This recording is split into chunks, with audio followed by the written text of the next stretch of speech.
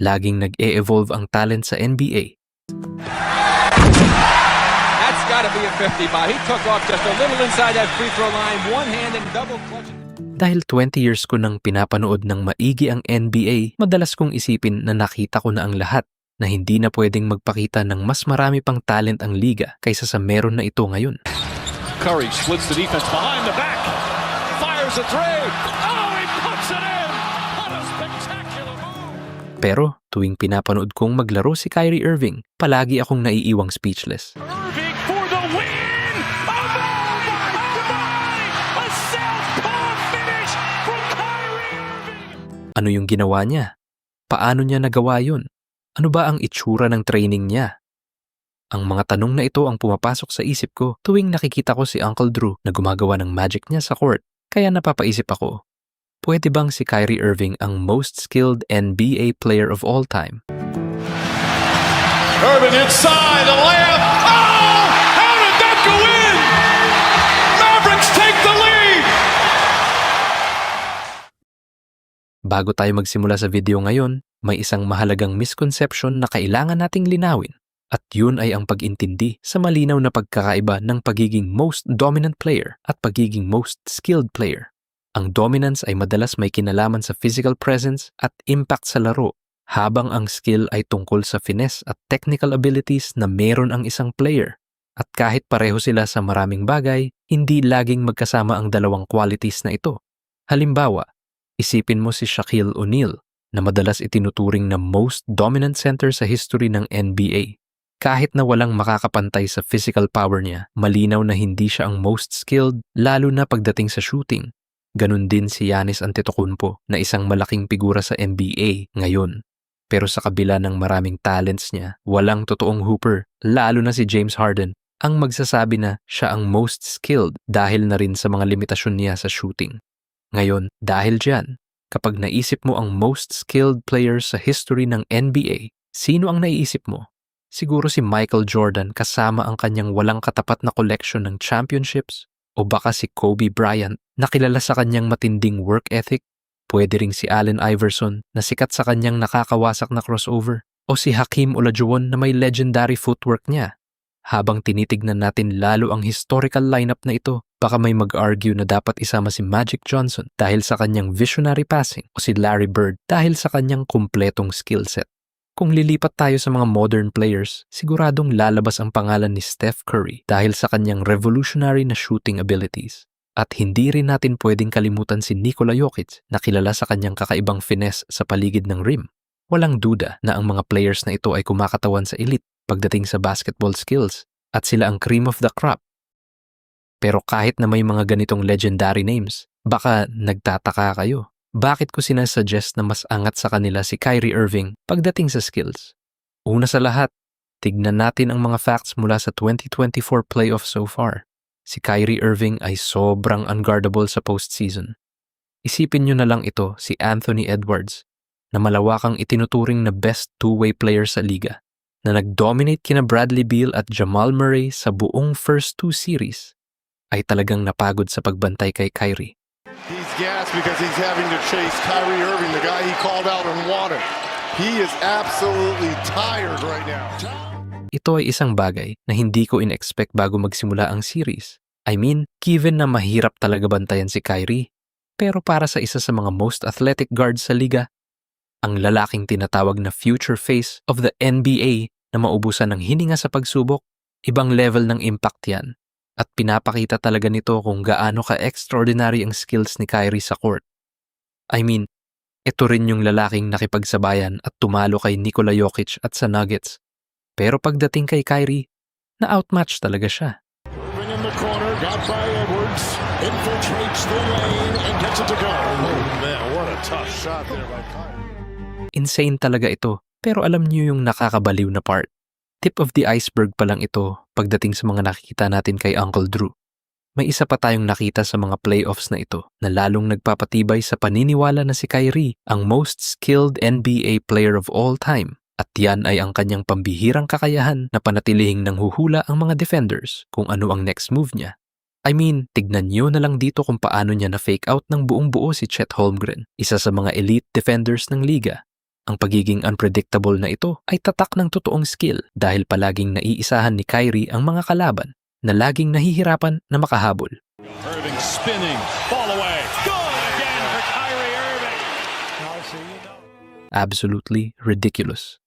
Sunod, pagdating sa shooting, absurd na sabihing mas magaling siyang shooter kaysa kay Curry overall.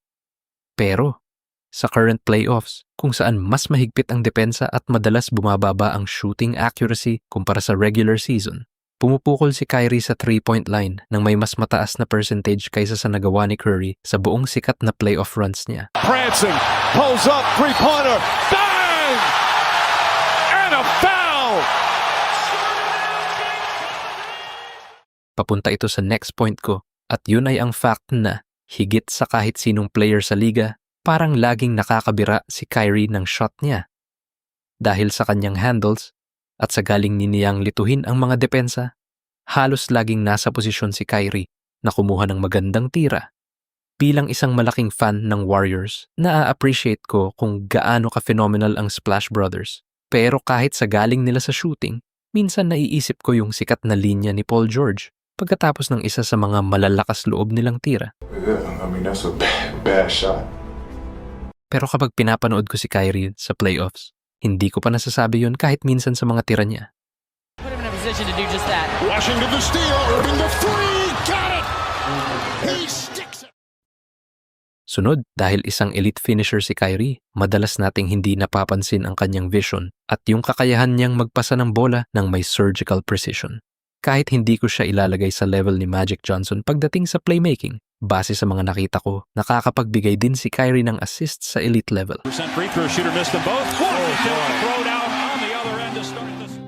Moving on dito, sa tingin ko ang susunod na clip na ito ang magbubuod kung bakit si Kyrie ang most skilled player of all time.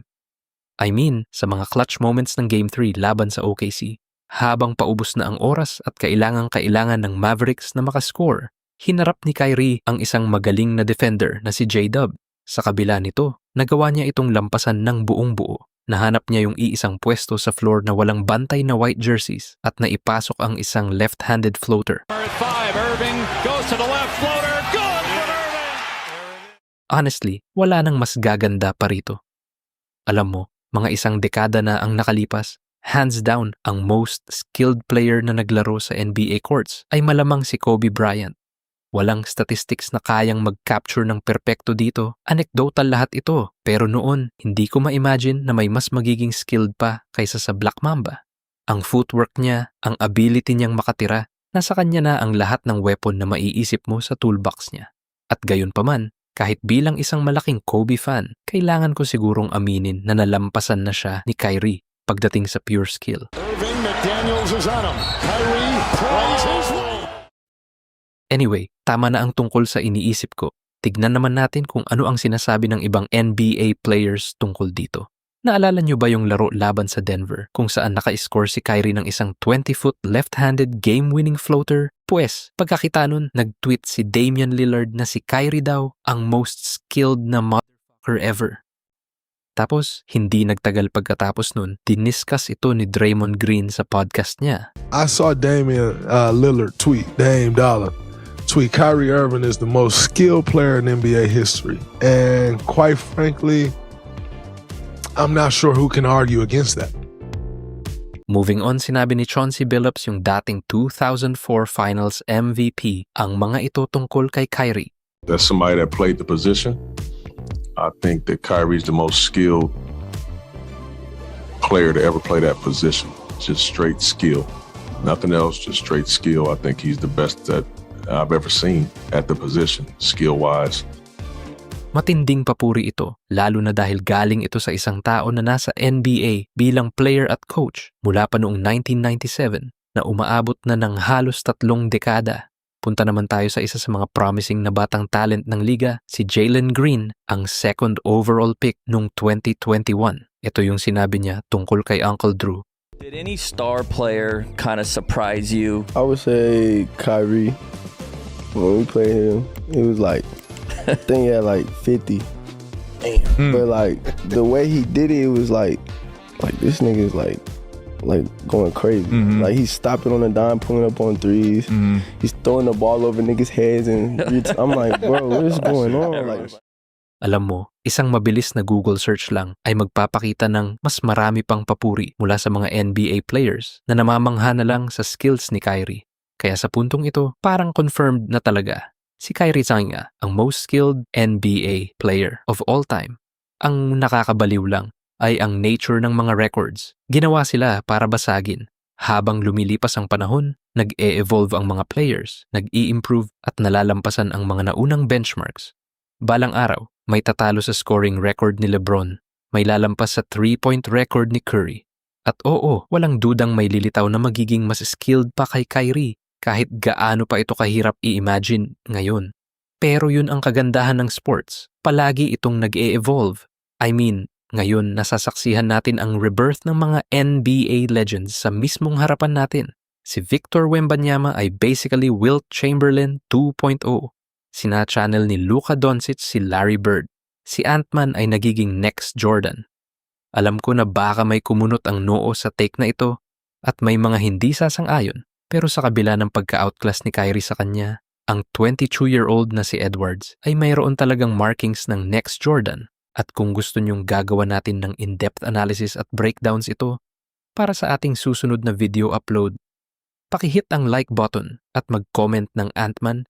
At sino man ang mag-comment ay isa-shoutout natin sa next video.